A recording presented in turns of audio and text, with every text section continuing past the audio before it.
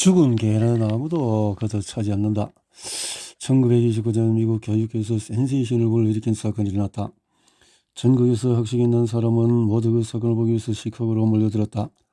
로버트 친스라는 청년이 웨이터, 벌목 노동자, 가정교사, 빨랫줄 판매원으로 일하면서 공부해서 예일대를 졸업했다. 예일대를 졸업하고 8년이 지나서 그 청년은 미국에서 가장 유명한 대학교의 하나인 시카고 대의 총장으로 취임했다. 그의 나이 고작 30세였다. 믿을 수 없는 일이었다. 나이든 교육자들은 고개를 내저었다. 이 천재 청년에 대한 비판이 산사태처럼 쏟아졌다. 너무 젊다느니, 경험이 없다느니, 교육관이 삐뚤어졌다느니, 이러쿵저러쿵 말이 많았다. 심지어 신문마저도 공격에 가담했다. 그가 취임하던 날에 친구가 메이나드 허친스의 아버지에게 이렇게 말했다. 오늘 조간신문의 아드님을 비판하는 사설을 읽고 깜짝 놀랐습니다. 그래, 좀 심했나 보군. 하지만 아무도 죽은 개는 차지 않는다는 사실을 명심하게. 라고 허친스의 아버지가 대답했다. 그렇다. 중요한 사람일수록 그 사람을 걷어차는 사람들은 더 큰 만족을 얻는다. 나중에 에드워드 펄세가 된 영국의 윈저 공은 황태자 시절에 이 사실을 직접 체험했다. 그는 당시에 대본셔의 다트머스 대학교에 다니고 있었다. 미국으로 치면 아나폴리스의 해군 사관학교에 해당하는 대학이다. 황태자가 14살쯤 되었을 때에 해군 장교 한 사람이 그가 울고 있는 것을 보고 무슨 일이냐고 물었다. 그는 처음에는 말하지 않으려 했지만 사실을 털어놓고 말했다. 해군 상가생들은 자신을 발로 찬다는 것이었다. 사관학교 학생은 생도들을 소환해서 황태자가 고자를 한 것이 아니라고 설명하고 왜 황태자를 거칠게 다루는지를 물었다. 조금처럼 사실을 이야기하지 않으려던 생도들은 마침내 나중에 자신들이 해군 장교나 함장이 되면 예전에 왕을 걷어찬 적이 있었다는 말을 하고 싶어서 그랬다는 실토를 했다. 아이고. 만일 여러분이 걷어차이고 비판을 받는다면 그 사람이 이렇게 해서 자신이 잘난 것 같은 느낌을 받기 때문에 그렇게 한다는 것을 기억해라. 당신이 무엇인가를 이루었고 관심의 대상이 된다는 것을 의미한다. 많은 사람들은 자신보다도 성공하고 똑똑한 사람들을 비난하는 데서 쾌감을 얻는다. 내가 이 장을 쓰고 있는 사이에도 어떤 여성에게서 구세군의 창립자 윌리엄 부스 장군을 비난하는 편지를 받았다. 나는 방송에서 부스 장군을 칭찬한 적이 있는데 이 여성은 부스 장군이 가난한 사람을 돕기 위해서 모금한 돈에서 800만 달러를 횡령했다는 편지를 내게 보낸 것이다. 물론 공금 횡령은 말도 안 되는 소리였다. 하지만은 이 여성이 기대한 것은 진실이 아니었다. 이 부인은 자신보다도 훨씬 높은 위치에 있는 사람들을 끌어내리는 데서 오는 비열한 정신적인 만족을 구하고 있었다.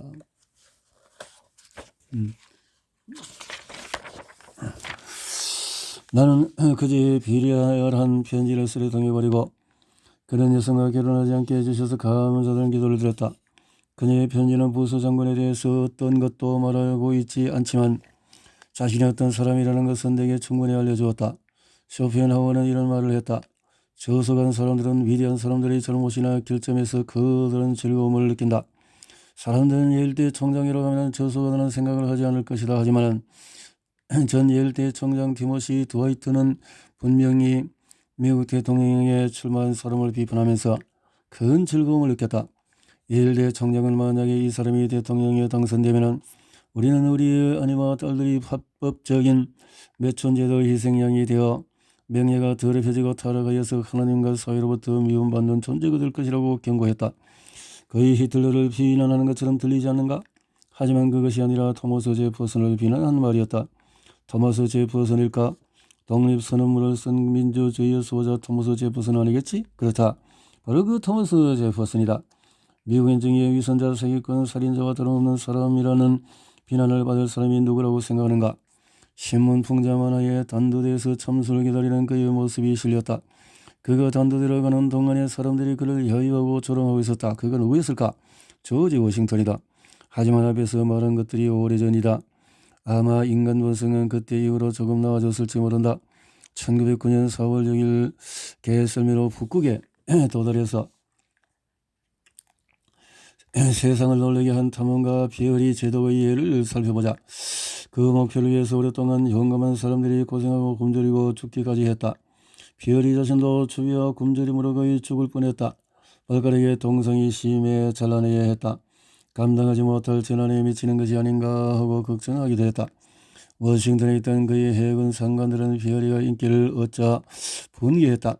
그래서 그들은 비어리가 과학 탐사를 한다는 명목으로 돈을 모금해서 북극에서 빈둥거리고 있다며 그를 모함했다. 빈둥거리고 있다며 그를 모함했다.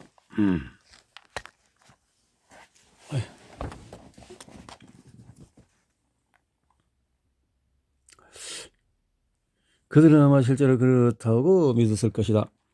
믿고 싶은 것은 믿지 않는 것은 불가능하기 때문이다.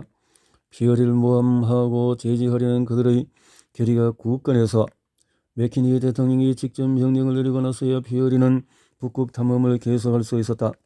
만약 비어리가 워싱턴의 해군 본부에서 행정사무를 보고 있었다면 그렇게 비난받았을까? 아니다. 만약 그랬다면 그는 질투를 불러일으킬 만큼 중요한 인물이 되지는 못했을 것이다. 그랜트 장군은 비어리 제독보다도 더한 경우를 겪었다. 1862년에 그랜트 장군은 북군에게 최초의 승리를 안겨주었다. 오후 한나절 동안에만 얻은 승리였지만 이 승리가 하룻밤에 그랜트 장군을 국가적인 영웅으로 만들었다. 이 승리는 멀리 유럽에서까지 큰 반향을 일으켰고 메인주에서 미시시피 강도까지 승리를 축하하는 교회 종이 울리고 축포가 터졌다.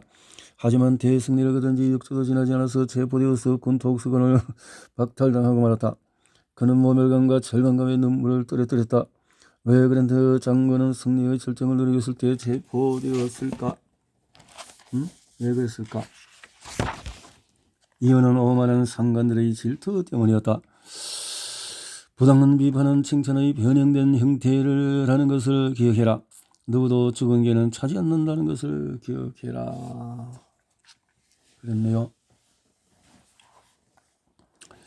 이렇게 하면 비판을 받아도 상처받지 않는다.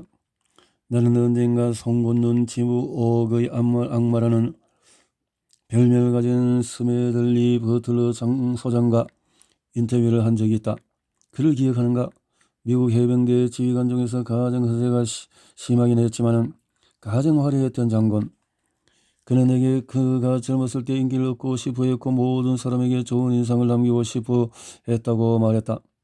그 당시는 아주 작은 비판도 그를 아프게 했지만 30년 동안 해병대 생활하면서 그의 낙가족이 두꺼워졌다.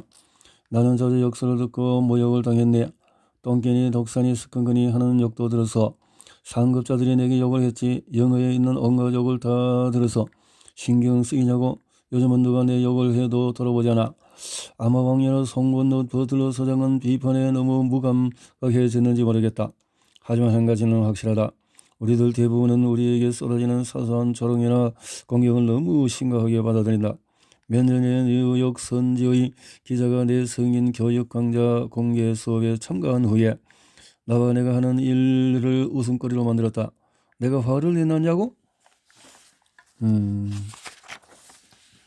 그것을 개인적인 모욕으로 생각해서 선지의 중력이었던 길 하지스에게 전화를 걸어 조롱하는 기사가 아니라는 사실을 실어달라고 강하게 요구했다.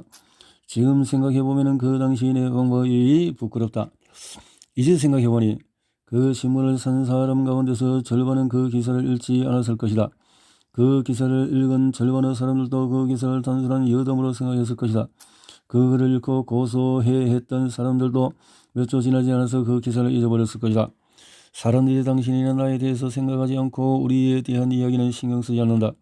아침 식사 전에 아침을 먹고 그 후로도 계속해서 자정을 10분 넘은 시각에도 사람들은 자기 자신에 대해서만 생각한다. 사람들은 당신이나 내가 죽었다는 뉴스를 생각하는 것보다도 자신의 경미한 두통에 대해 더 많이 걱정할 것이다. 심지어 당신이나 내가 사기를 당하거나 조롱을 받거나 배신을 당하거나 등에 칼을 맞거나 우리의 절친한 친구들에게 배신을 당해도 자기 연민에 빠지지 말자. 대신에 이 일이 바로 예수에게 나타나는 것이라고 기억하도록 하자. 예수의 12 제자 중에서 한 명은 오늘날 치면은 19달러의 돈을 받고 배신자가 되었다. 12 제자 중에서 또 한 명은 그 어려움에 빠지자 공개적으로 그를 부인하고 예수를 알지도 못한다고 3번이나 공언했다. 이것이 예수에게 일어난 일이다.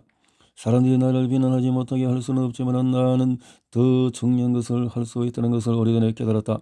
그런 부당한 비난이 나를 흔들리게 하느냐는 내가 결정할 수 있다.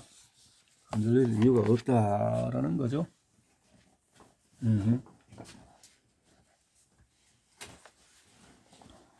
좀 더 구체적으로 이야기를 해보자. 나는 모든 비판을 무시하라고 주장하는 것은 아니다. 결코 그런 말이 아니다. 내 말은 부당한 비판을 무시하라는 것이다. 나는 예전에 엘리노 루즈벨트 여사에게 그녀가 어떻게 부당한 비판을 대처하는지 물어본 적이 있다. 여사는 백악관에 살았던 어떤 영부인보다도 더 열렬한 친구와 더 맹렬한 적을 가졌을 것이다. 여사는 어렸을 때 병적으로 소심해서 다른 사람들이 뭐라고 할지 항상 겁을 냈다고 한다. 그녀는 어느 날 비판이 두려워서 루즈벨트의 누나에게 조언을 청했다. 아이고 나는 이런저런 일을 하고 싶어요. 하지만 비판을 받을까 두렵습니다. 루즈벨트의 누나는 그녀의 눈을 보며 이렇게 말했다. 마음속에서 네가 옳다는 판단이 들면 다른 사람들이 이야기하는 것에 절대 신경 쓰지 마. 엘리노 루즈벨트는 이 조언이 그녀가 백악관의 효조인이 되었을 때 마음의 지주가 되었다고 말했다. 비판을 피할 수 있는 유일한 방법은 도자기 인형이 선반에 있는 것만큼 가만히 있으면 된다. 무엇을 해도 비판을 받을 것입니다. 어쨌든 비판을 받을 것이고 마음이 옳다고 느끼는 대로 하세요. 그것이 그녀의 충고였다. 매튜시 브루시가 월스트리트에 있는 아메리칸 인터내셔널 코퍼레이션의 사장으로 있을 때 그가 비판에 예민하게 반응하는지 물었다. 젊은 시절에는 비판에 예민하게 반응했어요. 회사의 직원들이 내가 완벽하다고 생각하기를 바랐어요. 직원들이 그렇게 생각하지 않으면 걱정이 되었지요. 처음에는 나와 의견이 다른 사람의 비위를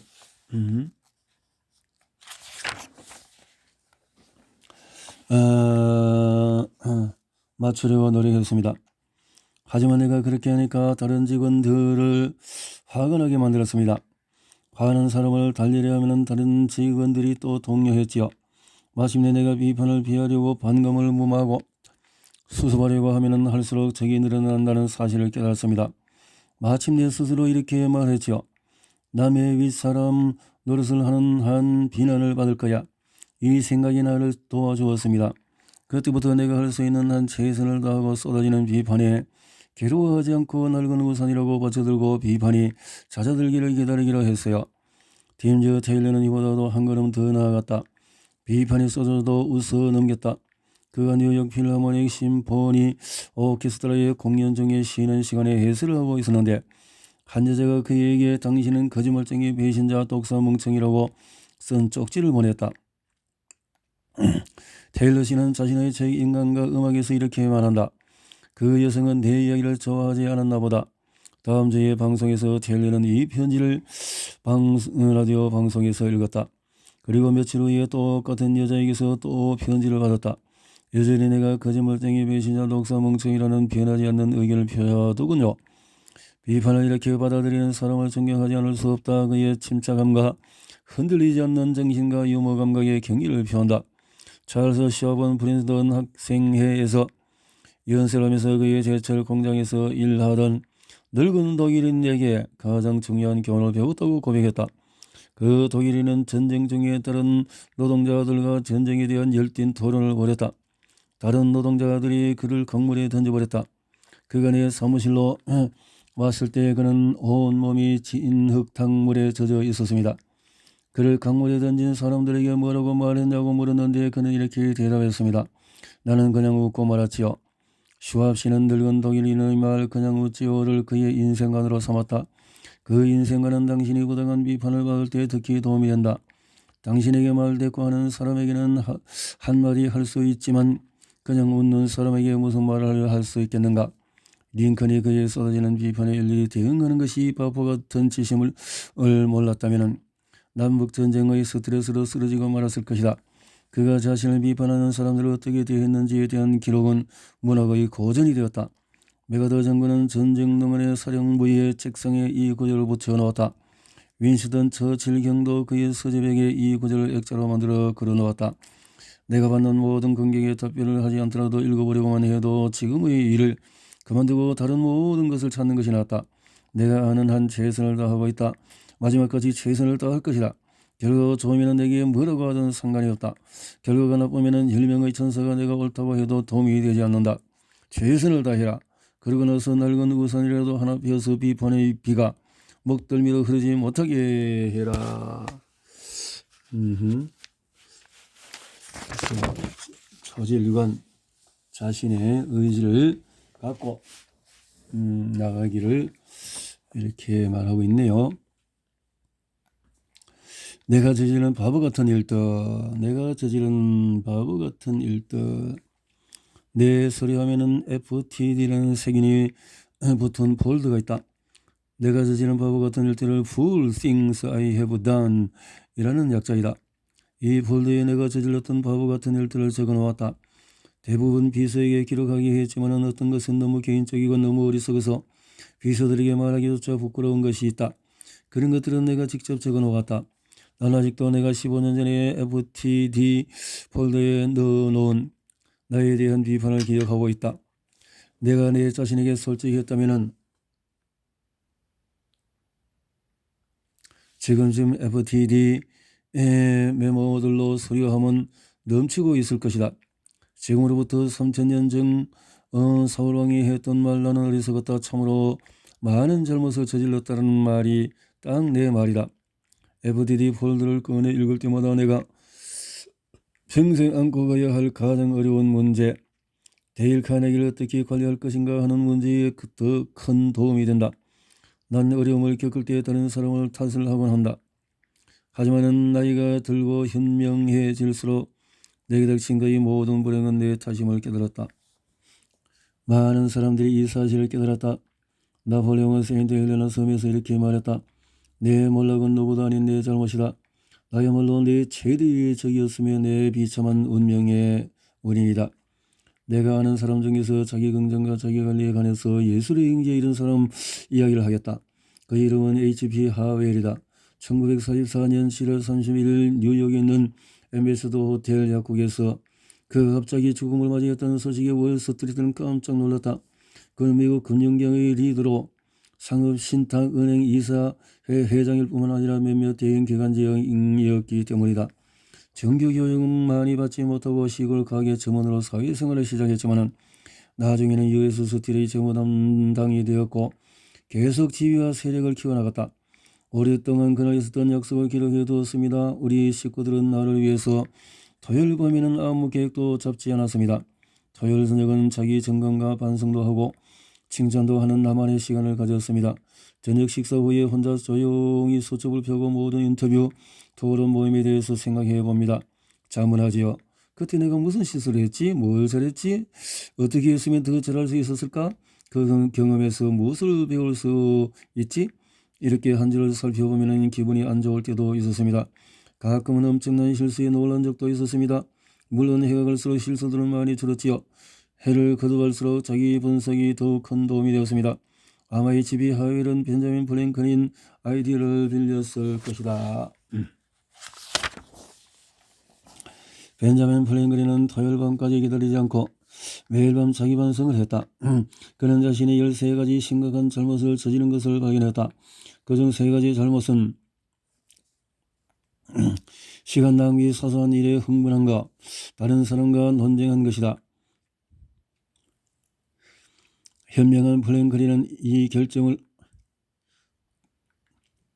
극복하지 못하면 앞으로 나갈 수 없음을 깨달았다. 그래서 그는 자신의 결점 중에서 하나와 일주일 동안 매일 싸웠다. 그리고 그 싸움에서 누가 이겼는지 매일 기록했다. 그 다음 주에 그는 다른 단점 하나를 선택하고 글러브를 끼고 공이 울리면 링 가운데로 나와서 나쁜 습관과 싸웠다. 플랭클린은 자신의 단점과 싸움을 2년 넘게 계속했다. 그가 미국인이 가장 사랑하고 미국에서 가장 영향력 있는 사람이 된 것은 놀라운 일이 아니다. 엘버트 하버드는 이렇게 말했다. 모든 사람은 하루에 적어도 5분 동안은 바보가 된다. 지혜란 그 한계를 넘지 않는 것이다. 소인비는 사소한 비판에도 분노하지만은 대인비는 자신을 욕하고 비난하고 서로 먼저 가겠다고 길을 다투는 사람에게 배우려고 애쓴다. 이것을 월트 히트먼은 이렇게 표현했다. 당신은 당신을 존경하고 당신에게 공손하게 대하고 당신을 위해서 길을 비켜주는 사람에게서만 교훈을 배웠는가? 당신을 거부하고 비난하고 당신과 먼저 가겠다고 길을 다투는 사람에게서 배운 적이 없는가? 저기 우리 또는 우리의 일을 비난하기 전에서 우리가 먼저 하자. 우리의 적이 한마디라도 하기 전에 우리가 우리의 약점을 먼저 찾아내서 고치자. 찰스 다윈은 이렇게 했다. 사실 그는 15년 동안에 자기 비판을 하면서 살았다. 다윈은 자신의 불멸의 저서 종의 기원 탈고를 끝냈을 때 창조에 대한 혁명적인 개념, 교육계에 좀 엄청난 충격을 줄 것이라고 예상을 했다.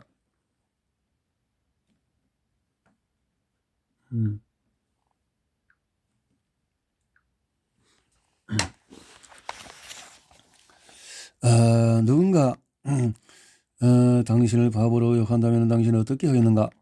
화를 낼 것인가 분노할 것인가? 링컨은 이렇게 했다. 링컨 내각의 국방장관 에드워드 스탠턴이 한 번은 링컨을 바보라고 불렀다.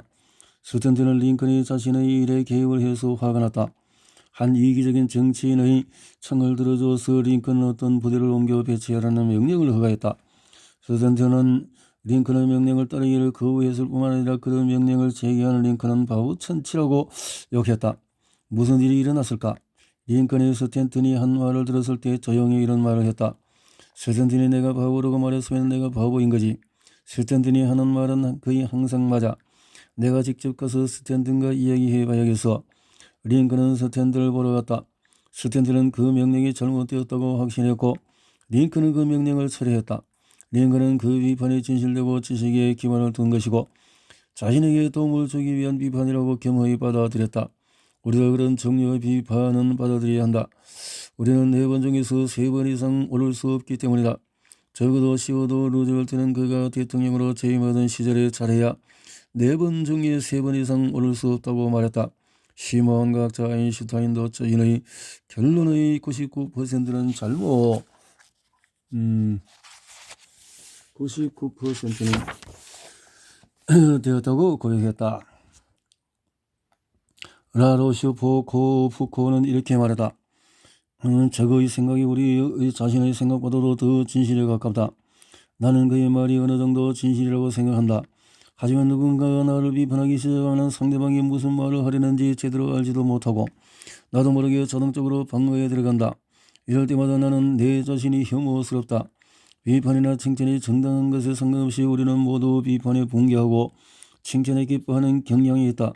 우리는 논리의 동물이 아니다. 우리는 감정의 동물이다. 우리의 논리는 캄캄하며 폭풍이 몰아치는 감정의 바다에서 흔들리는 작은 돛단배와 같다.